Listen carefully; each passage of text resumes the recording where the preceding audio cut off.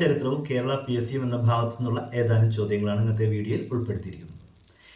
Indian പുരാവസ്തു ഗവേഷണത്തിന്റെ പിതാവ് അലക്സാണ്ടർ കണ്ണിങ്ഹാം സിന്ധു നദീതട കേന്ദ്രമായ ഹാരപ്പ കണ്ടെത്തിയത് ദയാറാം സാഹ്നിയാണ് 1921.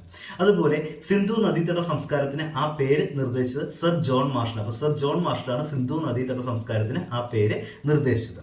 ഇന്ത്യൻ പുരാവസ്തു ഗവേഷണ വകുപ്പ് ആരംഭിച്ചത് കഴ്സൺ പ്രഭു. അപ്പൊ ഇന്ത്യൻ പുരാവസ്തു ഗവേഷണ വകുപ്പ് ആരംഭിച്ചത് കഴ്സൺ പ്രഭു. ഇന്ത്യൻ പുരാവസ്തു ഗവേഷണത്തിന്റെ പിതാവ് എന്നറിയപ്പെടുന്നത് അലക്സാണ്ടർ കണ്ണിങ്ഹാമും. സിന്ധു നദീതട സംസ്കാരമായ ഹാരപ്പ കണ്ടെത്തിയത് ദയാറാം സാഹ്നിയാണ് 1921. അതേപോലെ സിന്ധു നദീതട സംസ്കാരത്തിന് ആ പേര് നിർദ്ദേശിച്ചത് സർ ജോൺ മാർഷലാണ്.